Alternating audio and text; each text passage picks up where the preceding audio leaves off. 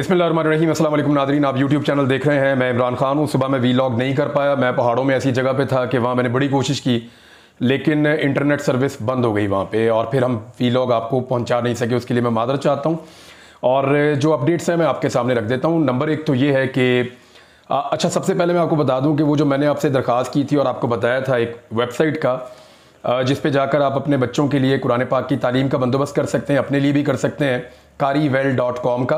उस पर बहुत अच्छा रिस्पांस आया, बहुत सारे लोगों ने उसको ज्वाइन किया है।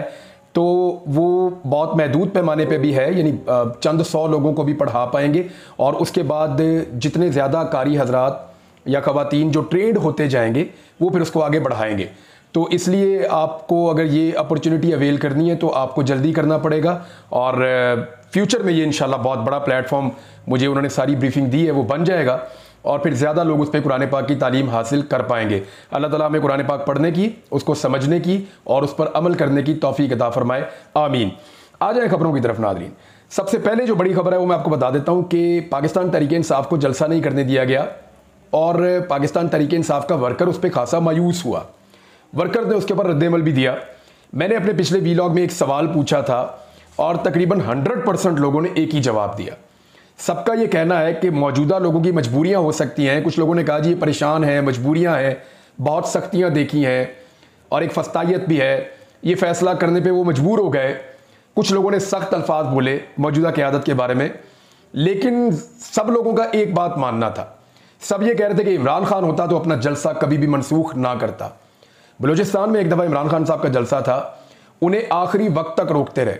बारिश भी हो गई थी, हालात बहुत ख़राब थे, आखिरी वक्त तक दहशतगर्दी का नाम ले लेकर उनको रोका गया, लेकिन उन्होंने कहा मैं जाऊंगा। और कासिम सूरी साहब उस जलसे की मैनेजमेंट कर रहे थे। इमरान खान साहब गए और उन्होंने जाके क्वेटा में जलसा किया। आखिरी वक्त तक उन्हें मना कर रहे थे, तो सिक्योरिटी के नाम पे भी उनको नहीं रोका जा सका। तो उनके लिए बड़ा मुश्किल होता है इमरान खान साहब के लिए, जब वो स्टेप ले ले तो वापस पीछे जाना, खास तौर पर जहाँ पे पब्लिक को बुलाया हुआ हो। लिहाजा इमरान खान साहब कभी भी जलसा अपना मुअख्खर ना करते, ये लोगों की राय है और मैंने आप तक पहुंचा दी जिम्मेदारी के साथ। बैरिस्टर सैफ, ये है जी तर्जुमान कह लें या मुशीर कह लें इतलात के, या वज़ीर इतलात हैं खैबर पख्तूनख्वा के। उन्होंने बड़ा क्लियरली एक बात की है कि अदालती फैसले पर अमल दरामद ना हुआ तो अनकरीब इस्लामाबाद की तरफ मार्च करेंगे। कल पीटीआई का जलसा मुअत्तल करना जुल्म और जबर और गैर आईनी है। जलसे से मुताल्लिक अदालती फैसले का इंतजार करेंगे। उन्होंने कहा कि पीटीआई की अवामी ताकत ने जाली फार्म 47 की हुकूमत और ऐवानों को हिलाकर रख दिया है। पीटीआई के जलसे के ऐलान ने जाली हुकूमत को घुटने टेकने पर मजबूर कर दिया। उन्होंने कहा कि मार्च हुआ तो वजीर आला केपी उसकी क़यादत करेंगे। अच्छा, इसके बारे में मैं आपको बताऊं, एक मीटिंग हुई थी, उसके मिनट्स मेरे तक किसी और सोर्स से पहुंचे और मुझे ये पता चला कि अली अमीन गंडापुर को लेकर वफाकी हुकूमत वाकई में परेशान है। यानी उन्हें यह लगता है कि इससे पहले जब भी कभी खैबर पख्तूनख्वा से मार्च इस्लामाबाद की तरफ बढ़ा है तो जो मेन मार्च होता था उसको एक दफ़ा परवेज़ खटक साहब लीड कर रहे थे, एक मरतबा इमरान खान साहब, और उसके अंदर जो है महमूद खान और परवेज़ खटक ये सारे लोग मौजूद थे। और दूसरा एक मार्च का हिस्सा जो चलता है डीआई खान से और वो सी पैक वाले रूट से होता हुआ अटक की तरफ से यहाँ से दाखिल होता है, तो उसके रास्ते में ज़्यादा रुकावटें डालने के बावजूद अली अमीन गंडापुर को आज तक ठीक ठाक रियासती वसाइल इस्तेमाल करने के बावजूद रोका नहीं जा सका। क्योंकि अली अमीन गंडापुर ने एक दिन ये कहा भी था कि मुझे जिधर इमरान खान बुलाता है मेरी ब्रेकें आके गाड़ी की वहीं पे लगती हैं, उससे पहले मैं कहीं रुकता नहीं हूँ। और हमने देखा बहुत सारे इल्ज़ामात भी अली अमीन गंडापुर पे इस सवाल से लगे कि उन्होंने पंजाब पुलिस के साथ लड़ाई की, ये भी लगे कि उन्होंने पंजाब पुलिस का असला छीना या उनकी चीज़ें छीन ली, उनके ऊपर मुकदमात भी हुए। एक तो कुछ लोगों ने यह भी कहा कि उन्होंने गाड़ियाँ छीन ली। तो बहुत सारे ऐसे इल्ज़ामात लगे, लेकिन अली अमीन गंडापुर हर दफ़ा पहुँच जाते हैं और मेन जुलूस से पहले ही पहुंच जाते हैं, लेकिन उनका फासला भी बहुत ज्यादा है, पेशावर से डिस्टेंस जो है वो कम होता है। बहरहाल अली अमीन गंडापुर को वफाकी हुकूमत को सीरियस लेना पड़ेगा। और एक और बड़ी खबर है नाज़रीन, वो भी मैं आपके साथ शेयर कर देता हूँ। और ये खबर डॉक्टर आरिफ अलवी साहब के हवाले से है, शीरी मज़ारी साहबा के हवाले से है और महमूद खान अचकज़ई साहब ने भी एक स्टेटमेंट दिया है। मैं एज इट इज़ आपको पढ़ के सुना देता हूँ। जो भी डॉक्टर आरिफ अलवी साहब ने कहा है उसको ट्वीट के अंदर उन्होंने बताया है, एक्स के ऊपर उन्होंने लिख कर बताया है। उन्होंने कहा कि शीरी मज़ारी झूठ नहीं बोलती। एक्चुअली शीरी मज़ारी साहबा ने एक इंटरव्यू दिया था साकिब बशीर साहब को और वो इंटरव्यू उसका कुछ हिस्सा मैंने भी देखा है। तो डॉक्टर आरिफ अलवी साहब कह रहे हैं शीरी मज़ारी झूठ नहीं बोलती, मुझे यकीन है कि यह हकीकत है और मैं खुद उनसे ये रूदात सुन चुका हूँ। बड़े अफसोस और बड़ी शर्म की बात है। जिन्होंने ये किया वो कौन है? क्या वो हैं जो दहशतगर्दों का मुकाबला करते हैं, या वो हैं जो सरहदों की हिफाजत करते हैं, या वो हैं जिन्होंने कहा कि हम आइन में अपना रोल पहचानते हैं, या वो हैं जिन्होंने आइन पढ़ा नहीं? यानी ये इशारा कहां कर रहे हैं, आपको आइडिया है? या वो हैं जिन्होंने जिन्ना साहब को कोयटा गैरिजन की तकरीर नहीं सुनी, या वो हैं जिन्होंने जिन्ना साहब की कोयटा गैरिजन की तकरीर नहीं सुनी, क्योंकि वहां पे बड़ा क्लियरली जो है वो रोल के हवाले से कायद-ए-आज़म मोहम्मद अली जिन्ना साहब ने फरमाया था। फिर उन्होंने कहा मैं किसकी मजम्मत करूं, इदारा तो मेरा अपना है और मेरे वतन का मुहाफिज है, मगर क़यादत गुमराही की तरफ गामजन है। गुमराही 3 इकसाम की होती है।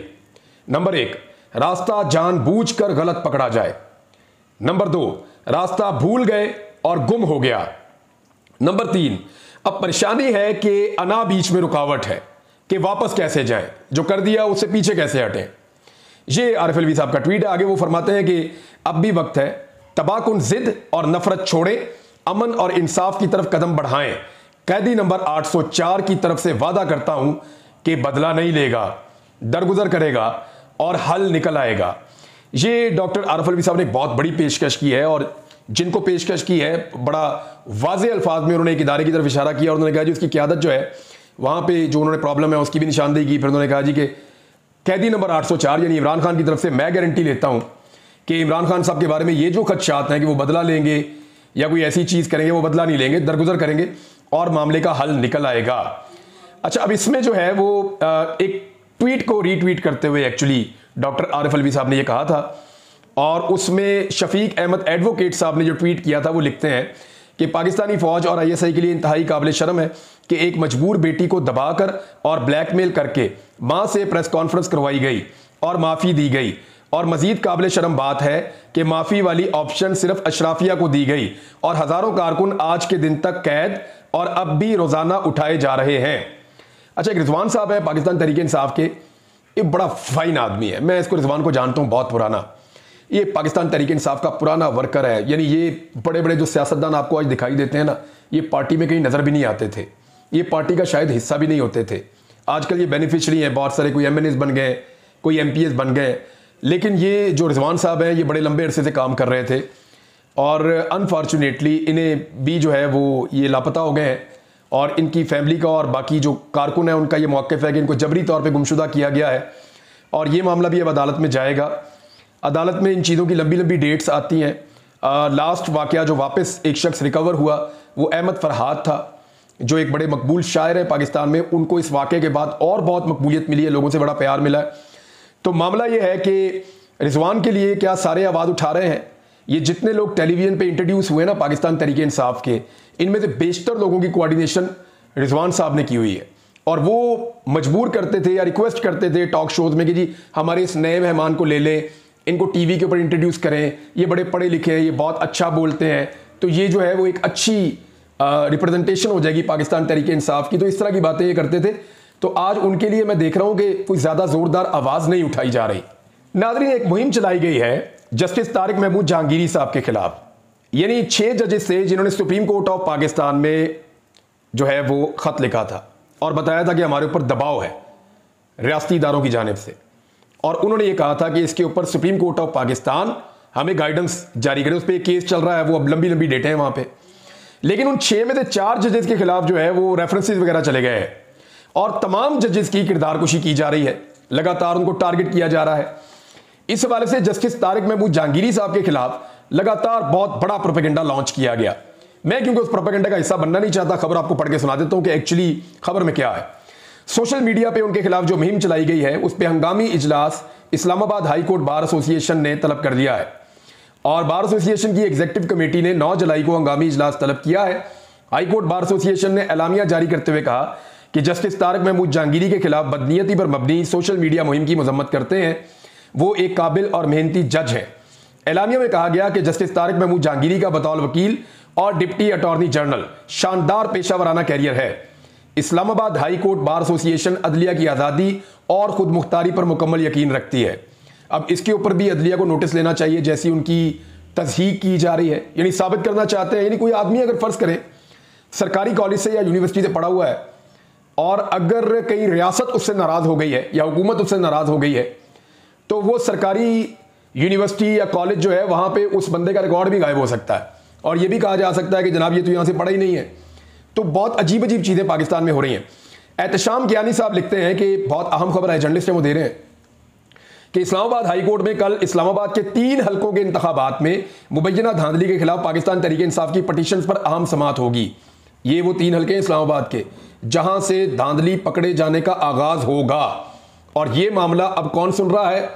जस्टिस तारिक महमूद जहांगीरी साहब सुन रहे हैं, जिनके ऊपर एक खौफनाक और घटिया मुहिम चलाई जा रही है उनकी तौहीन करने के लिए। अब वो ये कह रहे हैं कि समाअत होगी, सिक्योरिटी के सख्त इंतजामात और कमरा अदालत में गैर मुतल्लिका अफराद के दाखिले की इजाजत नहीं होगी। कोर्ट रूम में एंट्री के लिए महदूद अफराद को खसूसी पासेस जारी किए जाएंगे। तो ये मामला मंतकी अंजाम तक अगर पहुंच गया ना तो इस्लामाबाद की नशिस्तों के बाद पूरे पाकिस्तान की नशिस्तों के ऊपर काम शुरू हो जाएगा, बशर्ते कि सुप्रीम कोर्ट ऑफ पाकिस्तान इसके अंदर कोई हर्डल क्रिएट ना करे। और जो असल तरीकाकार है, यानी अगर आपने बनाना है एक कानून नया और आप बनाना चाह रहे हैं, आपने बना दिया है कि रिटायर्ड जज केसेस सुन सकते हैं, तो वो अगले इलेक्शन के लिए रख दें। आप जो पिछला इलेक्शन हुआ उस वक्त जो कानून था उसके मुताबिक जजेस को सुनने दें, ट्रिब्यूनल्स को उसके मुताबिक सुनने दें। एक्चुअली तो ये होना चाहिए और सुप्रीम कोर्ट को उसके ऊपर यह फैसला देना चाहिए। नाज़रीन, राणा सनाउल्लाह साहब ने एक और दावा किया है और उन्होंने कहा कि 9 मई के वाकयात में पाकिस्तान तहरीक इंसाफ को बैरूनी मदद हासिल थी। अब ये उनका दावा है, देखें, और दावा उनका सामने आ रहा है 1 साल और 2 महीने के बाद, यानी 1 साल और 2 महीने के बाद राणा सनाउल्लाह साहब को पता चला, उस वक्त वो वज़ीर दाखिला थे। अब वो ये कह रहे हैं कि पाकिस्तान तहरीक इंसाफ को बैरूनी मदद हासिल थी और हंगामा आराई और अफरा तफरी के लिए पाकिस्तान तहरीक इंसाफ को बैरूनी मदद हासिल थी। जो कुछ भी किया इसके लिए इन्हें बैरूनी फंडिंग हासिल थी। दुश्मन ममालिक तहरीक इंसाफ के जरिए पाकिस्तान में अफरा तफरी चाहते हैं।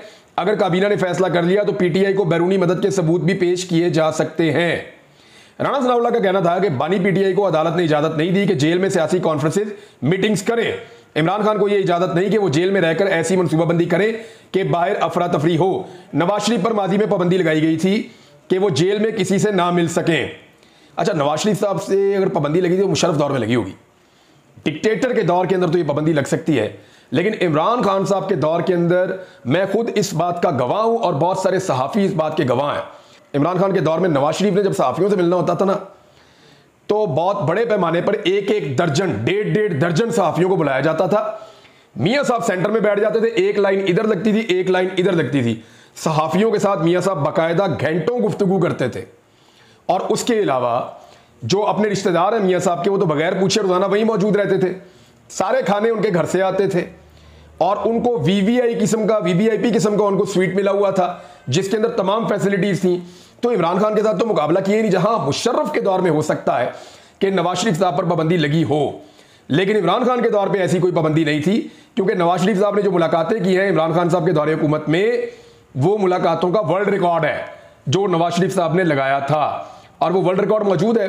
आप उसको चैलेंज करना चाहते हैं जाके कर लें, लेकिन रिकॉर्ड निकालें और बताएं कि क्या नवाज शरीफ साहब ने तारीखी नौयत की सबसे ज्यादा मुलाकातें जेल में रहते हुए की हैं या नहीं की। इसका जवाब आप दे दें। एक और चीज है जी कि अंधाधुंध इश्तिहारात दे रही है पंजाब हुकूमत। किसानों की कमर तोड़ दी, मजदूरों की कमर तोड़ दी, गरीब आदमी को पीस के रख दिया, तनख्वाहदार तबके को धमकियां लगाई कि टैक्स तो देना पड़ेगा, आम आदमी को निचोड़ के रख दिया, सरकारी अफसरान जो हैं वो अपना बजट से घर नहीं चला पा रहे। ऐसी सूरत हाल में सबसे ज्यादा वो इश्तिहारात भी दे रहे हैं। यानी पाकिस्तान में अगर कोई हुकूमत सबसे ज्यादा इश्तिहार देने का मुकाबला है तो वो पंजाब हुकूमत का सिंध हुकूमत के साथ हो सकता है या वफाकी हुकूमत के साथ हो सकता है। पीपल्स पार्टी और पीएमएलएन धड़ाधड़ इश्तिहार दे रहे हैं ताकि मीडिया उनके खिलाफ कवरेजेस ना करे। और मीडिया का ऐसे ही मुंह बंद होता है। यही मुंह इमरान खान साहब भी बंद कर सकते थे चंद अरब रुपए खर्च के, लेकिन उन्होंने अवाम का पैसा मीडिया के ऊपर उस वक्त खर्च नहीं किया और सोशल मीडिया एक बहुत बड़ी रियलिटी बन के सामने आ गया। अब ये जो है पैसा खर्च करे, कभी ये फनकारों को पैसा देते हैं, कभी ये टिकटॉकरों को पैसा देते हैं, कभी ये सोशल मीडिया इन्फ्लुएंसर्स को पैसा देते हैं और वो पोल खोलना शुरू हो गए। वो बता रहे हैं कि डबल पैसा वापस ले लो, हमने नहीं आपकी तारीफ करनी, लोग हमें गालियां देते हैं क्योंकि आपके किए हुए गुनाह इतने बड़े बड़े हैं कि आपको जहां पे अच्छा बताने की कोशिश की जाए वो गुनाह हमारे गले पड़ जाते हैं और लोग हमारे पीछे आ जाते हैं। लिहाजा ये अब आप देखें कि मोहम्मद उमैर साहब ने खबर दी है कि जब इतने बड़े इश्तिहारात मिलेंगे तो कौन सा मीडिया बताएगा, और रोजाना इश्तिहार मिलेंगे। पंजाब के अस्पतालों की हालत जो है वो बदतरीन है, किसान जो है वो तबाह हो गया है और वजीर आला हाउस का माहाना खर्चा 31 करोड़ हो चुका है। अरबों रुपए सिर्फ इश्तिहारी मद में खर्च हो रहे हैं, तशहीर के ऊपर खर्च हो रहे हैं। सोशल मीडिया सिर्फ असल तस्वीर दिखाता है और इसीलिए उनको कहा जाता है डिजिटल दहशतगर्द। तो ये जनाब सूरत हाल है। आसिफ अली जरदारी साहब के बारे में आपको बताता हूँ। ये आपको मिलेंगे ना तो आपको कहेंगे जी हम तो तनख्वाह भी नहीं लेते, हम तो मुल्क के इतने वफादार हैं कि हम तो इस मुल्क से तनख्वाह भी नहीं लेना चाहते, और इमरान खान की पार्टी के MNAs तो तनख्वाह भी लेते हैं। ये आपको कहेंगे कि आसिफा जरदारी जो है वो तो तनख्वाह भी नहीं ले रही। ये आपसे कहेंगे कि हम तो जनाब तनख्वाह नहीं ले रहे, आसिफ अली जरदारी भी, आसिफा जरदारी भी तनख्वाह नहीं ले रही। लेकिन ये कौम के ऊपर कितना बड़ा बोझ है ये लोग, ये अब मैं आपको बताने लगा हूं। अपनी तनख्वाह छोड़ के जो इनके अल्लल्ले तल्लल्ले हैं और जो पैसा ये खर्च रहे हैं और कौम का पैसा जो इनके ऊपर लग रहा है, ये जरा आप देखिए। आसिफ अली जरदारी साहब की गाड़ियों के काफिले के लिए, ये आमिर सईद अब्बासी साहब ने भी इसको ट्वीट किया और बहुत सारे लोगों ने किया, और ये डॉक्यूमेंट है सामने मेरे। ये डॉक्यूमेंट क्या बता रहा है कि आसिफ अली जरदारी साहब की गाड़ियों के काफिले के लिए मुख्तस बजट में 400 गुना इजाफा कर दिया गया, 400%, यानी उसको 4 गुना कर दिया है। जितना बजट था उससे 4 गुना कर दिया है। सदर आरिफ अलवी की गाड़ियों पर सालाना 9 करोड़ रुपए खर्च होते थे, वो भी बहुत ज्यादा पैसा था। एक साल में 9 करोड़ रुपया सदर आरिफ अलवी की गाड़ियों पे खर्च होता था एक साल में। वो आर्मड गाड़ियां होती हैं और उनके फ्यूल भी ज़्यादा होते हैं, उनके टायर चेंज करने होते हैं, बहुत सारी चीज़ें होती हैं, उनकी मेंटेनेंस भी महंगी होती है। लेकिन 9 करोड़ रुपया खर्च होता था आरिफ अलवी साहब के टाइम पे, जो बहुत ज़्यादा था मेरी नज़र में पाकिस्तान जैसे मुल्क के लिए। जबकि आसिफ अली जरदारी की गाड़ियों पर 44 करोड़ रुपया खर्च होगा। एक तरफ 9 करोड़ रुपया, एक तरफ 44 करोड़ रुपया, ये जरदारी साहब ने किया, पैसा बढ़ाया है। और यानी माशी चैलेंजेस से मुल्क इस वक्त नबर्द आजमा है और तनख्वाह ना लेने का उन्होंने ऐलान किया। और ये जनाब आपको लगभग आपको 35 करोड़ रुपया इजाफी सालाना ये पड़ गया। इसके बाद दूसरी खबर देखें, ऐवान सदर का जो गार्डन है, जो बाग है, उसकी देखभाल का बजट भी 3 करोड़ से बढ़ाकर 6 करोड़ रुपया कर दिया गया है, वो भी डबल हो गया। और उसके लिए 85 मुलाजिमीन ड्यूटी देंगे कि आसिफ अली जरदारी साहब का जो मैदान है बाहर, जो पार्क बना हुआ है, ज़रा वो अच्छा रहे, तो उसके लिए 85 अफराद ड्यूटी देंगे। और आप मुझे एक बात बताएं कि क्या F9 पार्क के अंदर इतना बंदोबस्त किया जाता है? क्या इतना बजट, इतने पैसे किसी सरकारी पार्क के ऊपर भी लगते हैं जितने जनाब उन्होंने एक छोटे से ऐवान सदर के अंदर का जो एक पार्क है वहां पे इतना पैसा लगा दिया है? तो बजट 3 करोड़ से बढ़ाकर उसको 6 करोड़ कर दिया गया। पौधे वौधे इनको सरकारी नर्सरियों से मिलते हैं, हमें तो खरीदने पड़ते हैं ना। और 85 मुलाजमीन वहां पे ड्यूटी करेंगे। ये जनाब इनके हालात हैं। और बहुत सारी चीजें आपके साथ शेयर करता हूं अगले वीलॉग में। अब तक के लिए इतने, अपना ख्याल रखिएगा, अपने चैनल का भी। अल्लाह हाफिज।